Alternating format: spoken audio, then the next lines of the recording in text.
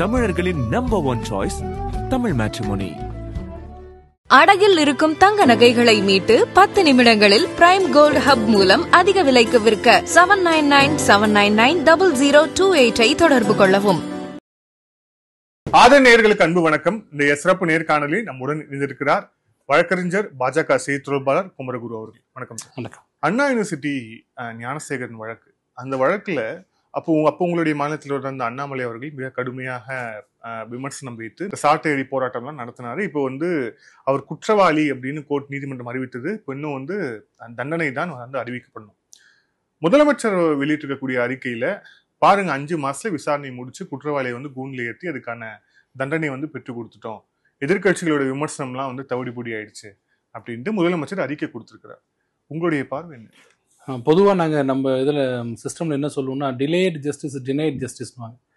ரொம்ப காலதாமதமாக கொடுக்கப்பட்ட நீதி மறுக்கப்பட்ட நீதி. இன்னொரு வார்த்தையும் இருக்குது, ஹரிட் ஜஸ்டிஸ் இஸ் பரிட் ஜஸ்டிஸ்வாங்க. எவ்வளோ சீக்கிரமாக ஒரு கொடுத்தீங்கன்னா நிறைய விஷயம் மறைக்கப்படுதுன்னு சொல்லுவாங்க. இந்த விஷயத்தில் ஏன் எவ்வளோ எனக்கு சீக்கிரம் பண்ணதுக்கு மார்த்தட்டிக்கு பெருமை எடுத்துக்கிற முதல்வர், இதோட முழு பெருமையும் அவருக்கு எடுத்துக்க முடியுமான்னு பார்த்தீங்கன்னா, இது நீங்கள் சிஆர்பிசி ஜூரிஸ்ப்ருடன்ஸ் புரிஞ்சவங்களுக்கு தெரியும். அது நடத்துறது எப்படின்னு பார்த்தீங்கன்னா, ஒரு அக்யூஸ்டோட டிஃபென்ஸ் சைடோட வக்கீலோட தயவு இல்லாமல், கோஆப்ரேஷன் இல்லாமல் உங்களால் ட்ரையலை சீக்கிரம் முடிக்க முடியாது. ஸோ இப்போது நீங்கள் 5 மாதத்துல முடிச்சிருக்கீங்கன்னு சொன்னால் முழுக்க அதனோட இது என்னென்னா, ஒத்துழைப்பு யார்கிட்ட வந்ததுன்னா அக்யூஸ்டு சைட்லேருந்து அப்பியர் ஆன வழக்கறிஞர்கிட்ட வழியில் டிஃபென்ஸ் சைடில். எப்படி சொல்லுவாங்கன்னா, அக்யூஸ்டுக்கு நிறைய ரைட்ஸ் இருக்குது நம்ம சிஸ்டம்ல. ஏன்னா அதுக்கு என்ன ஒரு தாற்பயம்னா, 1000 குற்றவாளி தண்டிக்கப்படலாம், ஒரு நிரபராதி தண்டிக்கப்படக்கூடாது, 1000 குற்றவாளி தப்பிக்கலாம். அதுதான் நம்மளோட தாற்பயம். அந்த வழியில பாத்தீங்கன்னா ஒரு நிரபராதி கூட தண்டிக்கப்படக்கூடாதுன்றதுனாலதான் நிறைய லாங் ரோப் கொடுப்பாங்க. அக்யூஸ்டுக்கு என்னென்ன வேணுமோ, என்னென்ன சலுகை வேணுமோ எல்லாம் கொடுத்து எல்லாம் சீர்தூக்கி பார்த்து கடைசியில் தண்டனை கொடுப்பாங்க. அவன் எங்கேயுமே இல்லைங்க எனக்கு இந்த ஒரு வாய்ப்பு என்ன கொடுக்கல, ஜட்ஜு நான் கேட்டது இது கொடுக்கலன்னு சொல்லக்கூடாது, எல்லாமே கொடுப்பாங்க, நியாயமா கொடுக்க வேண்டியது. பட் இதுல கொடுத்தாங்களா அப்படின்னு பாத்தீங்கன்னா, சார்ஜ் ஷீட் ஃபைல் பண்ண உடனே இவர் என்ன பண்றாரு, டிஸ்சார்ஜ் பெட்டிஷன் போடுறாரு, என்ன வழக்குல இருந்து விடுவீங்கன்னு. அது எல்லாரும் போடுவாங்க, அது எந்தெந்த கொலை குற்றத்துக்கும் போடுவாங்க, எல்லாத்துக்கும் போடுவாங்க, ஒரு ஃபார்மாலிட்டி மாதிரி. அதை போட்டு என்ன பண்ணாரு இவர், ஜட்ஜ் என்ன பண்ணாங்க, டிஸ்மிஸ் பண்ணிட்டாங்க. உனக்கு முகாந்திரம் இல்லை, நீங்க you need to face the ட்ரையல்ன்றது எல்லாருக்கும் தெரியும். அது வந்தா அடுத்த நிமிஷம் என்ன பண்ணுவாங்கன்னா, உடனே உயர்நீதிமன்றம் போவாங்க. உயர்நீதிமன்றத்தில் அதை அட்மிட் ஆகி நோட்டீஸ் போய் வர்றதுக்கு 1 வருஷம் 2 வருஷம் ஆகும். இல்லை ஆரம்பத்திலே டிஸ்மிஸல் ஆகிறதுக்கு கூட 3 மாசம் ஆகும். இங்கே அது பண்ணல. ஏன் பண்ணல? அப்போ அக்யூஸ்டே என்ன பண்றாங்கன்னா, அக்யூஸ்டோட வக்கீல் என்ன பண்றாங்கன்னா, முடிவு பண்ணிட்டாங்க பலி கொடுக்கணும் அப்படின்னு. ஸோ ஞானசேகரனையும் பலி கொடுக்க முடிவு பண்ணி அவனே கூப்பிட்டு, நீ எதுவுமே எக்ஸசைஸ் பண்ணாத, உன்னோட ரைட்ஸை சீக்கிரம் முடிச்சு அனுப்பு அப்படின்னு சொல்றாங்க. ஏன் சீக்கிரம் முடிச்சு அனுப்பணும்? இழுத்துட்டே இருந்தீங்கன்னா தேவையில்லாம ஃபர்தர் இன்வெஸ்டிகேஷன் வரும். இது இன்னும் கொஞ்சம் தள்ளி, இன்னொரு ஒரு வருஷம் தள்ளிட்டு நாளைக்கு என்டி ஆட்சி அதிமுக தலைமையில ஃபர்தர் இன்வெஸ்டிகேஷன் ஆர்டர் பண்ணாங்க வச்சுங்களேன், பல விஷயங்கள் வெளில வரலாம். வந்தீங்கன்னா திருப்பியும் நீங்க ஃபுல் ட்ரையல் நடத்தணும். சீக்கிரம் முடிச்சு அவர் முதல்ல வெளில அமைச்சிருங்க, அவர் தான் குற்றவாளி அப்படின்னு சொல்லிட்டீங்கன்னா ஒருத்தரோட போயிடுது. இதை பார்க்குற டிஎம்கே நண்பர்கள் கூட சொல்லுவாங்க, நீங்க என்ன ஜட்ஜா, நீங்க எப்படி சொல்றீங்க அந்த மாதிரின்னு. ஒரு காமன் சென்ஸ் தான், ரொம்ப யோசிக்க வேண்டியது. ஒரு காமன் சென்ஸோட யோசிங்க. ஒரு சாதாரண ஒரு அப்பார்ட்மெண்ட்டுக்குள்ள ஒருத்தர் உள்ள போயிட்டு வர்றதே கஷ்டம். ஒரு 100 வீடு இருக்கிற அப்பார்ட்மெண்ட்டுக்குள்ள நீங்க ஒரு வீட்டுக்குள்ள நீங்க அப்பார்ட்மெண்ட் அந்த காம்பவுண்ட் உள்ள போறதே கஷ்டம். கண்டிப்பா செக்யூரிட்டி இருப்பாங்க. ஒரு நாள் போறதே கஷ்டம், நீங்க தொடர்ந்து போக முடியாது. அண்ணா யூனிவர்சிட்டின்றது பெரிய கேம்பஸ், அதுல எல்லாமே செக்யூரிட்டி. அது ஃபுல்லா நிர்வகிக்கிறது யாருன்னா எஸ்டேட் ஆஃபீஸர்னு. இவங்கெல்லாம் சேர்ந்து இருக்கிற இடத்துல கொடியை போட்டு ஒருத்தர் கார்ல தினம் ஈவினிங் 6 மணிக்கு மேல உள்ள போயிட்டு வராருன்னா, மற்றவங்க யாரு கூடவும் நெக்ஸஸ் இல்லாம ஒருத்தர், எந்த யாரோடவும் ஒத்துழைப்பு இல்லாம ஒருத்தர் பண்ணிருப்பாருன்றதை நான் நம்ப தயாரா இல்லை. ஏன்னா ஒரு 30 வருஷமா கிரிமினல் சைட்டை பிராக்டிஸ் பண்ற நான் நம்ப தயாராக இல்லை. அது யாராவது ஒருத்தராவது, அட்லீஸ்ட் ஒரு வாட்ச்மேனை டெய்லி போகும்போது, அதான் இந்த திமுக அரசு எவ்வளவு தப்பா போகுதுன்னு பாருங்க. அட்லீஸ்ட் ஒரு வாட்ச்மேனை கூப்பிட்டு வச்சுக்கிட்டு வரும்போதெல்லாம் ஒரு 1000 ரூபாய் கொடுப்பார். அந்த 1000 ரூபாய்க்கு ஆசைப்பட்டு தவறு செய்து விட்டேன் அப்படின்னு ஒரு வாட்ச்மேனாவது போட்டுக்கலாம்ல. இல்ல இப்ப நீங்க சொல்றதுல இருந்து பார்த்தா குற்றம் செய்தவர் அந்த குற்றம் செய்ததுக்கு உதவியவர்னு 2 கேட்டகரி இருக்குல்ல. இப்ப நீங்க சொல்றதுல குற்றம் செய்ய உதவியவர்னு யாரும் சேர்க்கலங்கிறீங்களா, இல்லையா? இல்ல அதை தாண்டின ஆளுங்க இருக்காங்க அப்படின்னு சொல்லி? நீங்க நான் அதை தாண்டி போனா எங்கிட்ட ஆதாரம் இல்ல. யார் அந்த சாருன்னு நான் சொல்ல முடியாது. இன்வெஸ்டிகேஷன் தான் சொல்லணும். சார் விட்டுருங்க, அதை கூட நீங்க இல்லைன்னு சொல்லலாம். உதவி யாருமே பண்ணிருக்க முடியாதா? எப்படி உதவி பண்ணாம போயிருக்க முடியும்? ஒரு அபார்ட்மெண்ட்டுக்குள்ள பட்ட பகல்ல ஒருத்தர் உள்ள போய் கொலை பண்ணிட்டு வராருன்னா அவரே பண்ணிருப்பாருன்றதை ஒத்துக்க முடியாது. அங்க இருக்கிற வாட்ச்மேன், அங்க இருக்கிற எலக்ட்ரிஷியன் யாராவது ஒருத்தர் கதவு திறந்து விட்டு நீ போ அப்படி சொன்னா தானே பண்ண முடியும். அந்த ஒரு கட்டுக்கதையை கூட பண்ண மாட்டாங்க. ஏன் சொல்றீங்க? ஏன் நீங்க அடுத்த கேள்வி, உனக்கு தெரிஞ்சது அவங்களுக்கு தெரியாதா? உனக்கே தெரிஞ்சது அவங்களுக்கு தெரியாதுன்னா ஒரு வாட்ச்மேனை சேர்க்கறீங்க பேச்சுக்கு. வாட்ச்மேன் என்ன பண்றாரு, பயந்து போய் இந்த ஆளுங்கட்சிக்கு பயந்து போய் 1000 ரூபாய் கொடுப்பாங்க சார் டெய்லி வாங்கிட்டுன்னு சொல்றாரு. அப்போ கிராஸ் எக்ஸாமினேஷன் பண்றதுக்கு ஒரு வாய்ப்பு வரும்ல. யாராவது ஒருத்தர் ஏதாவது பேச போக தவறுதெல்லாம் இவர் எப்படி உனக்கு தெரியும்னு கேட்டா, இவர் எனக்கு சார் தெரியும், அந்த எம்எல்ஏ சொல்லி அவர் தான் தெரியும்ட்டாரு விஷயம் வருமா இல்லையா? அடுத்தது இப்ப இவரை நீங்க உள்ள சேர்க்கணும்னா இவர் அக்யூஸ்டா சேர்க்கணும். அக்யூஸ்ட எக்ஸாமின் பண்ண மாட்டீங்க. அக்யூஸ்ட உள்ள சேர்த்தீங்கன்னா அவருக்கு உண்டான சாட்சியை கொண்டு வரணும்ல. அதானே நம்மளோட ட்ரையல். இவரை பத்தி சொல்றதுக்கு ஒரு சாட்சி வரணும். அந்த சாட்சி யாருன்னா அங்க இருக்கு இன்னொரு பியூன். அவர் என்ன சொல்லுவாருன்னா, அவரை பத்தி உங்களுக்கு தெரியுமா? ஆமா சார், அவர் டெய்லி ஞானசேகரன் உள்ள வரும்போதெல்லாம் அப்படி கையில அப்படி கொடுப்பாரு, கத்தையா வாங்கி வச்சுப்பாரு, அவர் தான் சார் இவர் அமிச்சாருன்னு சொல்லுவார். அதுக்காக ஒரு விட்னஸை கூட்டு வரணும். விட்னஸை கொண்டு வந்து விடுறது பெரிய மிஸ்டேக்னு எல்லாருக்கும் தெரியும். ஏன்னா விட்னஸ் இப்படியும் போகும் அப்படியும் போகும். அப்போஸ் கேட்கிற கேள்வி இல்ல, என்ன சார் நீங்க அவ்வளவு தூரம் பாத்துருக்கீங்க, ஒரு நாள் கூட நீங்க கம்ப்ளைண்ட் கொடுக்க மாட்டீங்களா யார்ட்டையுமே அப்படின்னு ஜட்ஜி கேட்க மாட்டாரா? வக்கீல் கேட்க மாட்டாரு. வக்கீல் அவங்க பக்கம் இருக்காரு, அக்யூஸோட வக்கீல் அவர் பக்கம் இருக்காங்க. ஜட்ஜ் என்ன கேட்பாங்க, சரிப்பா நீ டெய்லி பாக்குறிய அந்த பணம் கொடுக்கறத, ஏன் உனக்கு யார்ட்டையும் சொல்ல தோணல? எஸ்டேட் ஆஃபீஸர்கிட்ட சொல்ல தோணலையா உனக்கு? சரி நீ எவ்வளவு வாங்கின அப்படின்னு மிரட்டுறாங்க வச்சுங்க. அம்மா இதெல்லாம் சொன்னதே இவருதாம்மா, அவர் சொல்லிதாம்மா நான் செஞ்சேன், நான் ஏம்மா இவருக்கு சொல்றேன்னு சொல்லிட்டாருன்னா. அதனால எவ்வளவு சீக்கிரம் முடியுமோ படப்படன்னு போட்டு என்ன ஜட்ஜ் ஒன்றும் பண்ண முடியாது. ஜட்ஜ் என்னன்னா ப்ராசிக்யூஷன் விட்னஸ் என்ன ப்ரொடியூஸ் பண்றாங்களோ அதுதான் அவங்க விசாரிக்க முடியும். அவங்க விசாரிச்சாங்க, எல்லாம் முடிஞ்சது. அவரே எவ்வளவு சீக்கிரம் முடியும் பலி கொடுப்பது அப்படின்னு அது மாதிரி கொடுத்து முடிச்சிட்டாங்க.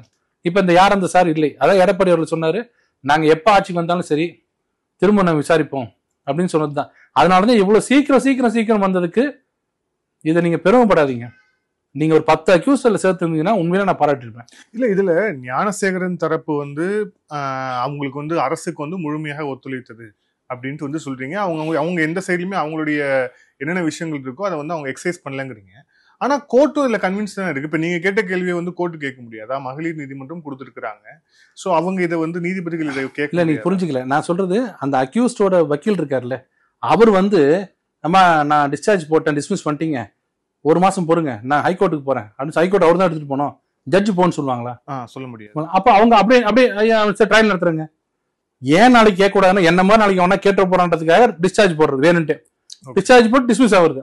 வேற எங்கேயும் போல கேட்டா ஜட்ஜி கன்வின்ஸ் பண்ண முடியலைங்க, வெயிட் பண்ண முடியாதுன்ட்டாங்க, அன்னைக்கே முடிச்சிட்டாங்க அப்படின்னு சொல்லிடுறது. இது எல்லாத்த விட ஏன் இந்த சந்தேகம் வருதுன்னா, ஒரு திமுக அனுதாபி அவர் தூரத்துல இருந்து ஏக்கமா பாக்குற ஒரு திமுகவை அவர் பங்கெடுத்துக்க மாட்டாரு. இந்த கொடிய ஸ்டாலின் அவர்ல உதயநிதி ஸ்டாலின் தான் தூரத்துல இருந்து தெருமுனையில இருந்து ஏக்கமா பார்க்கக்கூடிய ஒரு அனுதாபி கிட்ட போக மாட்டாரு.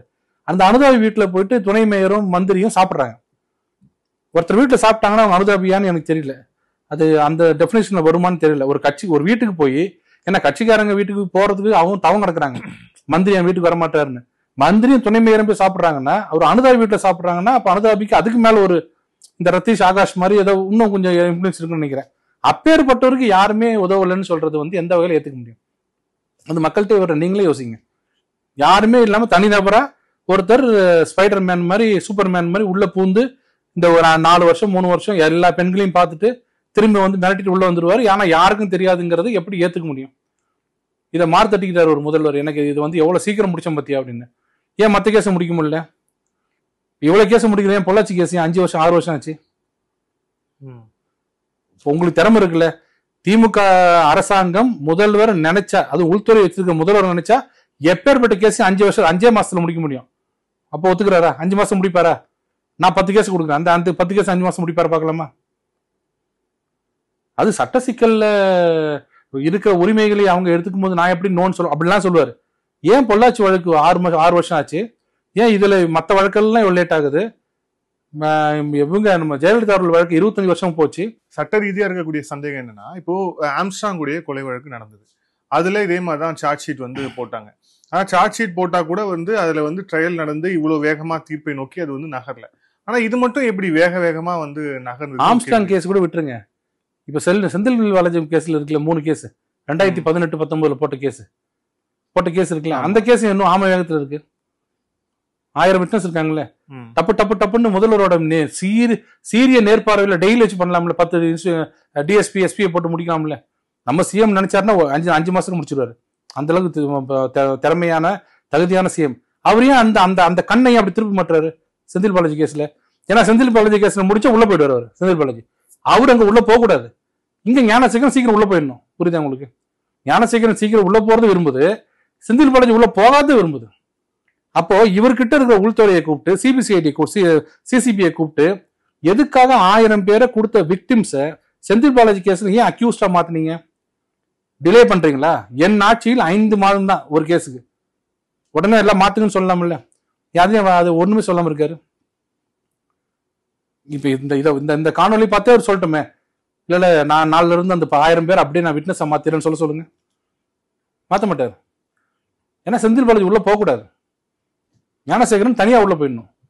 தனியா. சரி, இப்ப இந்த ஞானசேகரன் கேஸ்ல இப்போ தீர்ப்பு வந்து வழங்கப்பட்டிருக்கு.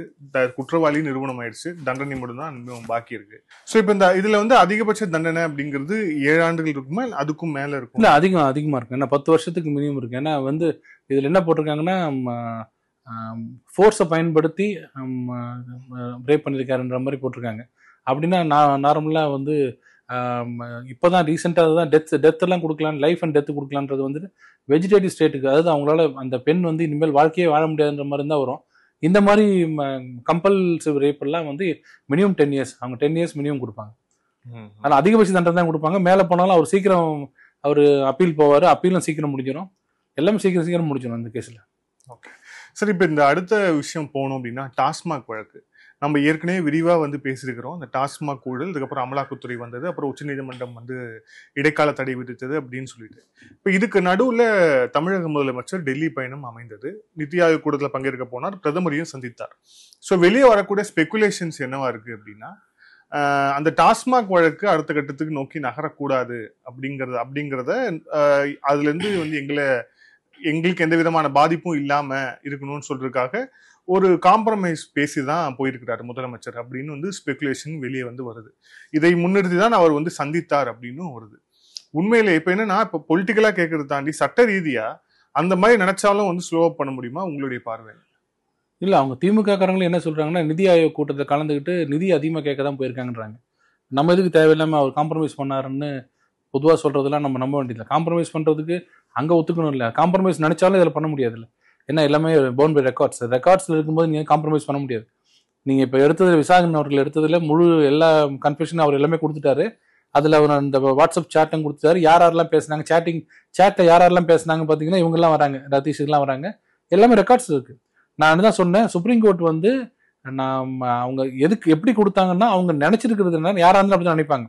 அவங்க தமிழ்நாடு அரசு சொன்னது என்னன்னா, 41 எஃப்ஐஆர் இருக்கு, 41 எஃப்ஐஆர் நாங்களே போட்ட எஃப்ஐஆர், நாங்களே வந்து இவர் தான் குற்றவாளி, இவர் தான் குற்றம் பண்ணவர்னு சொல்லி நாங்க ஒரு 41 பேரை காமிக்கும் போது நீங்க நேரா டாஸ்மாக் ஏன் போறீங்க அப்படின்னாங்க. அவங்க சுப்ரீம் கோர்ட்டுக்கு சரியான தகவலை கொடுக்கல.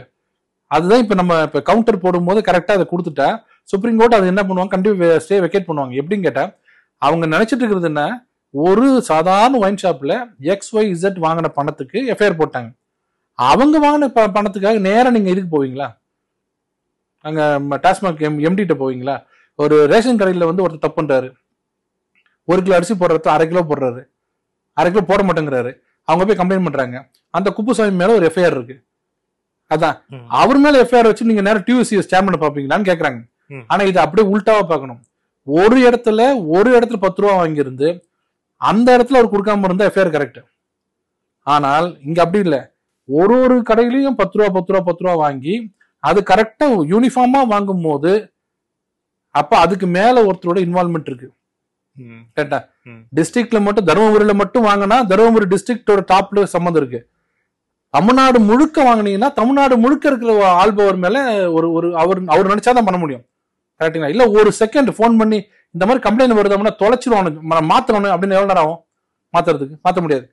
இன்னொன்னு 2021 வரைக்கும் தான் எஃப்ஐஆர் போட்டிருக்காங்க. அப்ப என்ன அர்த்தம்? அதிமுக ஆட்சியில எங்கெங்கெல்லாம் 10 ரூபா வாங்குறாங்களோ பயந்து போய் எங்க நமக்கு ஏதாவது தப்பா கெட்ட பேர் வந்துரு போதும்னு நினைச்சு உடனே எஃப்ஐஆர் போட்டாங்க அவங்க மேல. 2021 அப்புறம் 25 வரைக்கும் ஒரு எஃப்ஐஆர் இல்ல. பாக்குற மக்கள் சொல்லிட்டோம், இந்த 4 வருஷம் வாங்கலையா 10 ரூபா? ஏன் எஃப்ஐஆர் போடல சொல்லுங்க? ஏன் அப்ப போட்டாங்க, ஏன் இப்ப போடல? அப்ப போட்டதுக்கு என்னன்னா 10 ரூபால அவங்களுக்கு வராது, நீங்களும் என்ன பண்ணிக்கங்க, நீங்க என்ன பண்ணிக்கங்க, அது எங்களை கேட்காதீங்க அப்படின்னும் போது அந்தந்த ஊழியர்கள் வாங்கியிருக்காங்க. அவங்க என்ன பண்ணா, நாங்க வாங்கணும் வேற வழி இல்ல போட்டாங்க, நம்ம சமாளிச்சு பண்ணுவாங்க. இப்ப நீங்க எஃப்ஐஆர் போட்டீங்க வச்சுங்க, ஊழியர் என்ன சொல்லுவாங்க, பணம் எனக்கா வருது, போட்டீங்கன்னா அகேன்ஸ்ட் ஆயிடும். இப்ப நீங்க எஃப்ஐஆர் போட்டீங்கன்னா நம்ம தள்ள நம்மளே மனு கொடுக்குற மாதிரி நேரா வருவோம். எஃப்ஐஆர் போட்டோம்னு ஸ்ட்ரைட்டா இன்ஸ்பெக்டர் வருவார். இன்ஸ்பெக்டர் வருவார், அந்த ஊழியர் சிஐடி சேர்மன் பிரசிடென்ட் வந்திருக்காருன்னு, யாரு நம்ம கம்யூனிஸ்ட் வழியில சொல்லி ஆகணும், கம்யூனிஸ்டோட சிஐடி இருக்கு பாருங்க, அவங்க வருவாங்க. ஏன்னா அவங்க தான் ஒயின் ஷாப்போட எம்ப்ளாயிஸோட யூனியன். அவங்கள கூட்டு வந்துடுவாங்க. சார் நான் 10 ரூபா வாங்கி மேல கொடுக்குறேன், நைட் ஆனா 9 மணிக்கு கரூர் கம்பெனி வாங்கிட்டு போகுது, என் பேரை போட்டிருக்காரு அவரு அப்படின்னாரு. சிஐடி சொல்லுவாங்க, எடுங்க சார் பேரை, அவர் சேர்மன் பேரை போடுங்க, செந்தில் பாலாஜி பேரை போடுங்க சொல்லுவாங்க இல்லையா? அதனால எந்த எஃப்ஐஆரும் போடல. 21 வரைக்கும் எஃப்ஐஆர் போட்டாங்க. இதை கவனத்துக்கு கொண்டு வரணும். சுப்ரீம் கோர்ட் கவனத்துக்கு நம்ம எப்படி கொண்டு வரணும்னா, இதோ பாருங்க, ஒருத்தர் 2 பேர்ல 10 மணிக்கு டெய்லி ஒருத்தர் கணக்கு நோட்டு எடுத்து வந்துருவாரு கரூர் கம்பெனின்னு, எத்தனை பாட்டில் இன்ட்டு 10 வாங்குவாரு, இப்படி வாங்குறவர் எப்படிங்கிற லோக்கல்ல அவர் மட்டும் தப்பா இருக்க முடியும்? மேல இருக்கிற ஒருத்தர் பண்றதாங்க இது வருது அப்படின்னு அவர் சொல்லணும். அப்ப ஜட்ஜு கண்டிப்பா புரிஞ்சுப்பாங்க, ஓ இது ஆர்கனைஸ்டு கிரைம், அப்ப எம்டி டாஸ்மாக் எம்டி மேல கண்டிப்பா வழக்கு தொடரலாம் சொல்லிட்டு அது கண்டிப்பா பெர்மிஷன் கொடுப்பாங்க. அதனால இது நடக்கும். இது நிதி ஆயோக் கூட்டுல போய் பார்த்துட்டு வந்துட்டாரு, மோடி அவர்களை பார்த்துட்டு வந்துட்டாருன்னா மோடி அவர்களை பார்த்துட்டு ஒத்துப்பாரு அவரு. அதெல்லாம் அந்த இதெல்லாம் பண்றதெல்லாம் பண்ணிவிடுவீங்க, எல்லாம் பண்ணிவிடுவீங்க. ஆனா அங்க போய் நின்றுவீங்கன்னா ஒத்துருப்பாங்களா? அதுதான் அடிக்கடி நம்ம ஒரு சவுக்கு சங்கர் சொல்றதுக்கு ஞாபகம் வரும். நீங்க எதிர்க்கிறது இந்தியாவோட மிகப்பெரிய ஒரு கட்சியோட பிரதமரை, சாதாரணமா இல்ல, வார்த்தை எப்படி பேச முடியுமோ அவ்வளவு பேசுறீங்க, கீழ் லெவல் வரைக்கும். அவரு ஊழல்னாலே பிடிக்காம அப்படியே நடத்திட்டு இருக்காரு, ஆட்சி நடத்திட்டு இருக்காரு. நீங்க என்ன வேணா சொல்லிக்கங்க, இது பேசும்போது ஊழல் நடக்குது, அதெல்லாம் நீங்க வச்சுக்கங்க. எங்களை பொறுத்தவரைக்கும் ஒரு ஊழல் கூட இது வரைக்கும் நடக்கல, நீங்க எங்க வேணா ப்ரூவ் பண்ணி பாருங்க. அவர் ஊழலுக்கு எதிராக நடத்திட்டு இருக்காரு.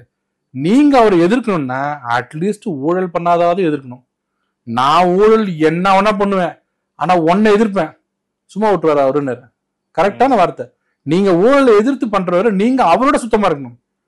நீங்க என்னமோ கையில வாட்ச் 200 கோடிக்கு 40 லட்சம் ரூபாய்க்கு பேக் கொடுக்குற ஆளுங்க, நீங்க அவரை பகச்சிட்டீங்கன்னா எப்படி விடுவாரு உங்களை?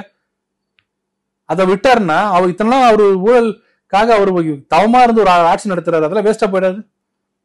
இவங்களா சொல்றது, நாங்க தலைவர் போயிட்டாரு கவலைப்படாது. யாருக்கு சொல்றாங்கன்னா, இந்த ஊழல் பண்ணவங்களுக்கு எல்லாம் கவலைப்படாத, தலைவர் போயிட்டாரு, தலைவர் ஓகே பண்ணிட்டு வந்துட்டாருன்றது இவங்களா சொல்லிக்கிறதா தவிர எந்த காலத்திலயும் இது நிக்காது. ஈடி வழக்கு தொடர்ந்துதான் செய்யும். சோ இப்போ உச்ச நீதிமன்றத்துல இப்போ அந்த இடைக்கால தடையை நீக்கிறதுக்கு அமலாக்கத்துறை செய்ய போற அடுத்த நடவடிக்கை இந்த கவுண்டர் ஃபைல் பண்ணும்போது இந்த மாதிரி விஷயங்கள்லாம் இருக்குங்க. அதனாலதான் நாங்க டாஸ்மாக் கிட்ட போனோம். டாஸ்மாக் நாங்க போனோம்னு ஆசைப்படல. 10 ரூபா வாங்குறத ஒருத்தர் வீடியோ எடுக்கிறாரு, அப்ப அந்த ஊழியர் லைட்டை போட்டு முகத்தை காமிக்கிறாரு, நல்லா எடுத்துக்கப்பா, நான் தான் வாங்கினேன், என்ன பண்ண முடியும் பண்ணிக்கன்னு சொல்றாருன்னா அந்த ஊழியர் அவர் தப்பு பண்ணல, யாரோ பண்ற தப்புக்கு அவர் நிக்கிறாரு. ஒரு வீட்டுல திருடனை போட்டோ எடுக்கும் போது ஓடி ஒளிஞ்சான்னா அவன் தப்பு. சார் லைட் எல்லாம் போடுங்க சார், என்ன அர்த்தம்? நானா பண்ண, எஸ்பி சொன்னார் சார் தேட சொல்லி, அப்படின்னு அர்த்தம். அது மாதிரி பண்ற இந்த போட்டோ பார்த்தாலே ஓஹோ இது இவர் பண்ணல, அப்ப ஆர்கனைஸ்டா யாரோ பண்றாங்க அப்படின்னு. அப்ப என்ன பண்ணுவாங்க, செந்தில் பாலாஜி மேல இருக்கிற கேஸ் எல்லாம் கொண்டு வந்து காமிப்பாங்க. கரூர் கம்பெனி எவ்வளவு ரூபாய் வாங்கியிருக்காரு, எவ்வளவு சொத்து வாங்கியிருக்காரு போது ரெண்டும் மர்ஜ் பண்ணி பார்க்கும்போது ஆட்டோமேட்டிக்கா தெரிஞ்சிடும். நீங்க டாஸ்மாக் தொடர்பா செந்தில் பாலாஜி மேல தான் கேஸே இல்ல அப்படின்னு கேஸ் இல்லன்னு சொல்றீங்க? எதுக்குங்க? இல்ல செந்தில் டாஸ்மாக்ல இல்லைங்க, அந்த முதல்ல போட்ட 3 கேஸ் பிரெடிகேட் அஃபென்ஸா வச்சு உள்ள வந்து கண்டுபிடிச்சது இப்போ இந்த 2021 24 வரைக்கும் அவர் வாங்கி போட்ட சொத்து இருக்கு பாருங்க, அதைத்தானே சுப்ரீம் கோர்ட் பார்த்துட்டு இன்னி வரைக்கும் இவர் திருந்தவே இல்லையா? இது வரைக்கும் 1.5 வருஷம் உள்ள வச்சிருந்ததுனால இவர் இன்னும் வாங்கி போட்டே இருக்காரு. இன்னும் ஏகப்பட்ட வழக்கு இருக்கு. இப்ப கூட ஒரு கரூர்ல பெரிய ஒரு இடத்த வாங்கி போட்டாருன்னா அதெல்லாம் எப்ப போட்டது? இப்போ கண்டினியூஸ் அஃபென்ஸ். அது பிரெடிகேட் அஃபென்ஸ் எடுக்கிறதுக்கு ஒரு அஃபென்ஸ் எடுக்கிறதுக்கு தான் அது யூஸ் பண்ணாங்களே தவிர, அதே நான் பல தடவை சொல்லிருக்கேன், அதையே பார்க்கணும்னு அவசியம் இல்லை. திருட்டு கேஸை வச்சு ஒருத்தர் மேல எஃப்ஐஆர் போட்டு பிரெடிகேட் அஃபென்ஸ் எடுத்துக்கிட்டீங்கன்னா திருட்டு கேஸே பார்க்க வேண்டியது இல்லை. அவர் இன்னொரு கொலை பண்ணியிருந்தாரு கூலி வாங்கிட்டு, அப்படி அப்படி நின்றுட்டே போகும். அது இடி சொல்லு, இடி ஒரு ஸ்கோப், வாஸ்ட் ஸ்கோப். அது யாரும் தடுக்க முடியாது. அதனாலதான் எல்லாரும் இடினா ஏன் பயப்படுறாங்கன்னா அதான், எங்க வேணாலும் எப்படி வேணாலும் நீங்க கேட்கலாம். ஸோ இப்போ இந்த வழக்கு சம்பந்தமா இப்போ ஸ்டாலின் அவர்கள் பார்த்து பேசிட்டாரு, அதுக்கப்புறம் எல்லாமே சரியாயிடும் அப்படின்னு வந்து பேசக்கூடிய ஸ்பெகுலேஷன்ஸ் ஒரு பக்கம் இருந்தாலும் கூட, இப்போ அடுத்த கட்டமா இப்போ நான் இன்வெஸ்டிகேஷன் நிறைய பேர் வந்துச்சு. உள்ள ஆகாஷ், ரித்தீஷ், விக்ரம் ஜூஜு அப்படின்னு சொல்லிட்டு நிறைய பேரோட பேர் வந்துச்சு. நிறைய பேர் வந்து திரும்ப போறாங்க அப்படின்லாம். ஒருவேளை அவங்க வந்து வெளியே வந்தாங்கன்னா அவங்கள வந்து கைது செய்யறதுக்கான வாய்ப்பு இருக்கா? கைது செய்ய முடியுமா? இடைக்கால தடை பண்ண முடியாது. இந்த இன்வெஸ்டிகேஷனே ஸ்டேட். அதனால அது இடைக்கால தடை நீக்கினதுக்கு அப்புறம் கண்டிப்பா வரும். இல்ல இது வந்து நம்ம ஏற்கனவே சம்மன் கொடுத்துருக்காங்க இல்லையா அமலாக்கம், அது இப்போ பண்ண முடியாது. இப்போ ஸ்டே, அதுக்கப்புறம் தான் ஸ்டே. அதனால ஒன்றும் விசாரிக்க முடியாது. ஆனா மக்கள் கேட்கிற கேள்வி என்னன்னா, அவங்க தான் கொடுக்குறாங்க, நீங்க ஏன் பயந்து ஓடுறீங்க? ஏன் பயந்து ஓடுறீங்க? ஏன் உங்களுக்கு என்ன பிரச்சனை இருந்து? ஆமா நான் தாங்க விக்ரம் ஜூஜு, நான் தாங்க போட்டேன், போஸ்ட் போட்டேங்க, நான் என்னங்க வேணும் உங்களுக்கு அப்படின்னு கேட்கலாம்ல. ஏன் பயந்து ஓடுறீங்க? அப்புறம் கேட்பீங்க, அடுத்து இன்னும் கேட்பாங்க, ஆமா பின்ன நீங்க ஈடி வச்சு மிரட்டினா பயந்து ஓடாம என்ன பண்ணுவாங்க? அவங்க அரெஸ்ட் பண்ணக்கூடாதா? அரெஸ்ட் பண்றீங்களா அப்படின்னு கேட்கலாம், தப்பு இல்லை. அப்போ உடனே ஏபி மூவ் பண்ணணும், ஆன்சிபேட்டரி பெயில் மூவ் பண்ணிருக்கணும். பாருங்க என் மேல ஒரு குற்றச்சாட்டு இல்லை, என்ன ஏங்க தேடுறீங்க? சம்மன் போட்டாங்க, சம்மன் சேலஞ்ச் பண்ணணும், ஒன்றும் பண்ண மாட்டாங்க. இதுக்கு இடையில தான் அந்த வீடியோ வருது. செந்தில் பாலாஜி நைட்டு போய் அரெஸ்ட் ஆகி நைட்டு போய் இந்த நெஞ்சு வழியில படுத்தாரு பாருங்க, அந்த இதுல ஜிஹெச்ல இருக்கும்போது ரெட் கலர் ரவுண்ட் நெக் போட்டு நம்ம இவர் வந்தார், நம்ம டெப்டி சிஎம் வந்தார். நம்ம ரவுண்ட் நெக் போட்டு ரெட் கலர் டிஷர்ட் போட்டு வந்தாங்க, ட்ரெஸ் கோட் பாத்துங்க. இவங்க வந்து மோடியை பத்தி சொல்றாங்க. அவர் வந்து நிக்கிறாரு, 2 பேரை வாவான்னு கூப்பிடுறாரு. இந்த 2 பேர் யாருன்னு பார்த்தா ஒருத்தர் ரத்தீஷ் ஒன்னு, விக்ரம் ஜூஜு. விக்ரம் ஜூஜும் ரத்தீஷும் வந்து செந்தில் பாலாஜி உறவினர்கள் கேஸ் இருந்தா நான் கேட்க மாட்டேன். செந்தில் பாலாஜியோட மாமன் பசங்க, அக்கா பசங்க, தூக்கி வளர்த்த பசங்கன்னா ஐயோ மாமா உடல்நிலை சரியில்லாம இவங்க பதறி உள்ள ஓடுவாங்க. அவங்க 2 பேரும் சம்பந்தமே இல்லைன்ட்டாங்க. இவருக்கு தான் சம்பந்தம். இவருக்கு சம்பந்தம் உங்களுக்கு எப்படி உள்ள கூட்டு போறாரு? உங்களுக்கு வேண்டிய ஃப்ரெண்டு ஒருத்தர் ஐசியூல இருந்தாருன்னா அவருக்கு வேண்டியதானே கூட்டு போவீங்க. உங்க சொந்தக்காரர் அவர் யாருன்னு தெரியாது, உங்க சொந்தக்காரன் கூட்டு போவீங்க. மாமா மச்சா எல்லாரும் வாங்க, ஐசியூ நல்லா இருக்கு வாங்க பார்த்துட்டு போட வருவீங்களா? அப்படியே 2 பேர் போறாங்க. கனெக்ட் பண்ணுங்க டாட்ஸை.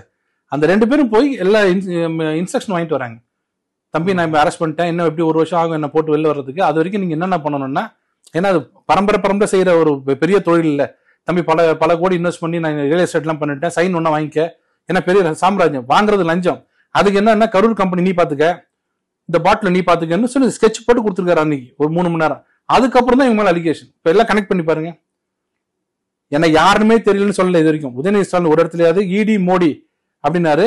அடுத்த நாள் பேசும்போது இடி மோடி லைட்டா உதற மாதிரி பேசினா, இன்னொரு 3 நாள் பத்தி பேசினா இடி மோடி அழுதுருவாரு, நான் தெரியாம சொல்லிட்டேன். அப்ப அவர் என்ன சொல்லிருக்கணும், யாரோ ரத்தீஷா யாரை பத்தி பேசுறீங்க, அவருக்கு எனக்கு என்ன சம்மந்தம் கேட்டுக்கணும்ல, கேட்கவே இல்லையே. அப்ப அவர் கூட்டு போனது வீடியோ காமிக்கிறாங்களே, நீங்க ஏன் இவங்க 2 பேரும் கூட்டு போறீங்க கேட்பாங்களே. எல்லா பக்கமும் மாட்டிட்டாங்க. இனிமேல் அவங்களுக்கு தப்பிக்க வழியே இல்லை. காரணம் 1 ரூபா 2 ரூபா தப்பிக்கலாம், 100 கோடி 200 கோடி தப்பிக்க முடியாது. அவங்க அந்த அளவுக்கு வந்து மனுஷங்கள தான் சாப்பிட முடியும். இவ்வளவு சாப்பிட்டீங்கன்னா என்ன ஆகுன்றது பாக்குறவங்களுக்கே தெரியும். ஆனா வந்து இடி, நீங்களே சொன்ன மாதிரி இடிக்கும் எங்களுக்கு பயம் இல்லை, மோடிக்கும் பயம் இல்லை அப்படின்னு உதயநிதி ஸ்டாலின் யாரை நோக்கி இந்த குற்றச்சாட்டு எல்லாமே வருதோ அவர் எப்படி ரியாக்ட் பண்றாரு அப்படின்னா, எங்களுக்கு அமலாக்கத்துறையை கொண்டும் பயம் இல்லை, நாட்டுடைய பிரதமரை கொண்டும் பயம் இல்லை. எங்களோட மாநிலத்தில் நைனார் இன்னைக்கு ஒன்று சொன்னார், இருட்டில் போகும்போது பாடிட்டே போவான் பாத்துறீங்களா, இருட்டில் போகும்போது பயங்கர கத்தி சத்தம் போட்டு பாட்டு போவான் பாத்துறீங்களா. என்ன காரணம் சொல்லுங்க? அதிக பயம் அவனுக்கு தான். பயம் இல்லாத அமைதியா போவான்ல, அதிகமா சத்தம் போடுறோம்னா அவ்வளவு பயம் உள்ளுக்குள்ள அப்படியே கால் நடுங்குது. இடி மோடின்னு சொல்லிட்டோமே, அவசரப்பட்டு சொல்லிட்டோமே. ஏன்னா ஒரு தடவை தொட்டுப்பார் தூக்கிப்பாருன்றதுக்கே 1.5 வருஷம் உள்ள இருந்தாரு செந்தில் பாலாஜி. இப்ப எல்லாரும் என்ன சொல்றாங்க, மந்திரிங்கெல்லாம் தயவுசு நாங்க அரசு உள்ள போயிடுறோம், நீங்க வந்து டயலாகும் பேசாதீங்க, நாங்க போனா 1 மாசத்துல வந்துருவோம், நீங்க டயலாக் பேசினா 1 வருஷம் ஆகும், கொஞ்சம் அமைதியா இருங்கன்றாங்க. இப்ப இவர் இடி மோடின்றாருல, இவர் படுற பாட்டு பாருங்க. இப்ப இந்த கூட்டணி சம்பந்தமா நகரணும் அப்படின்னா, தொடர்ச்சியாக அதிமுக பாஜக கூட்டணிக்கு வந்து விஜய் வருகிறார் அப்படிங்கிற அந்த ஒரு தகவல் வந்து கொண்டே இருக்கு. இது சம்பந்தமா நிறைய விவாதங்களும் போயிட்டு இருக்கு. இப்போ உங்க மாநில தலைவர் அழைத்துக்கிறார், அப்புறம் அங்க அதிமுகல வந்து முன்னாள் அமைச்சர் கடம்பூர் ராஜு சம்பந்தமா பேசியிருக்கிறார். உண்மையிலே விஜயை வந்து கூட்டணிக்குள்ள கொண்டு வரணும் அப்படிங்கிற நகர்வுகள் தான் வந்து அதிமுக பாஜக கூட்டணி தலைவர்கள் நினைக்கிறாங்களா? அதாவது என்னன்னா, எந்த ஒரு சின்ன ஒரு தவறு கூட செஞ்சிடக்கூடாது, இந்த ஆட்சி திரும்பி வந்துடக்கூடாது அப்படிங்கிற ஒரு பயம் இருக்கு எல்லாருக்கும். ஒரு சின்ன தவறு கூட பண்ணிடக்கூடாது. நீங்க வந்து 100 மார்க் எடுக்கிறவன பாத்தீங்கன்னா எல்லாம் படிப்பான். சரிப்பா ஒரு விட்டுற ஒரு கேள்விதான் 97 வரும்ல, அந்த மிஸ்டேக் கூட பண்ணக்கூடாதுன்னு.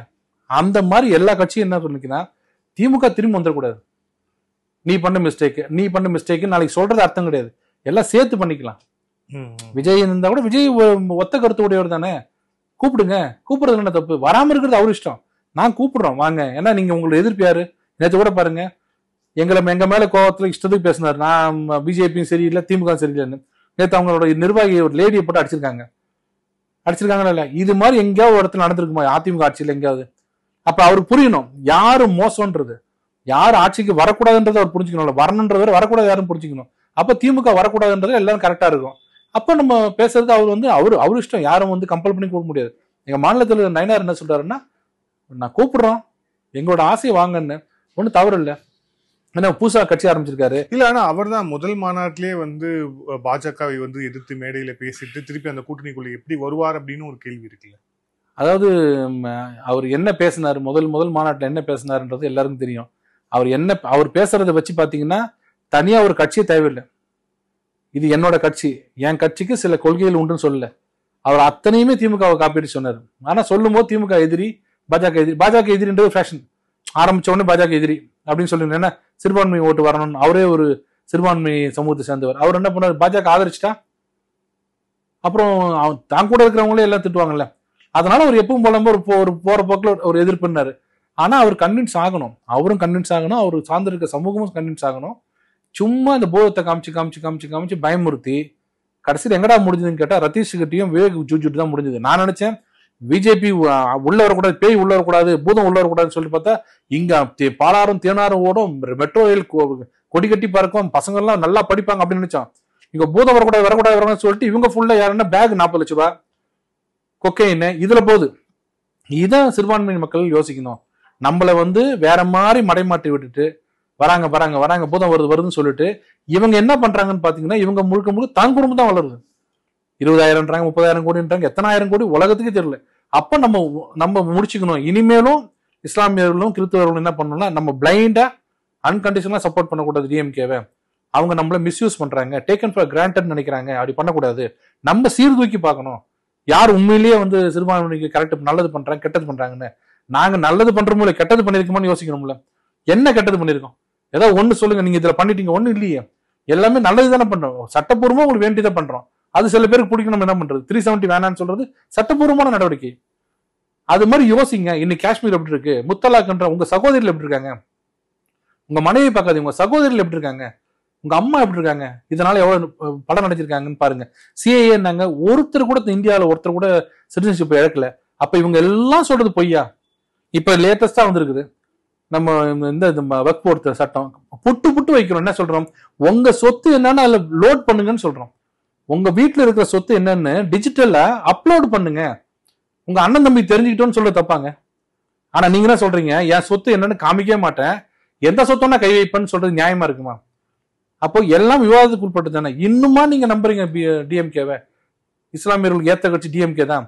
வருஷத்துக்கு ஒரு தடவை கஞ்சி குடிக்கிறாங்க தொப்பி போட்டுன்ற ஒரே காரணத்துக்காக அன்கண்டிஷனா எல்லாரும் அவங்களுக்கு கொடுக்காதீங்க அப்படின்னு சொல்றோம். அது விஜய் அவர்களுக்கும் புரியும், அவரும் அது விதிவிலக்கு இல்லைன்றத ப்ரூவ் பண்ணணும். அவர் நானும் வந்துடுறேன், கிரேட்டர் குட்காக நான் வந்துடுறேன், நான் சில கண்டிஷனோட சேர்றேன்றத கேட்கிறோம். வராது அவர் இஷ்டம். நன்றி சார். பல்வேறு கேள்வி. Thank you sir.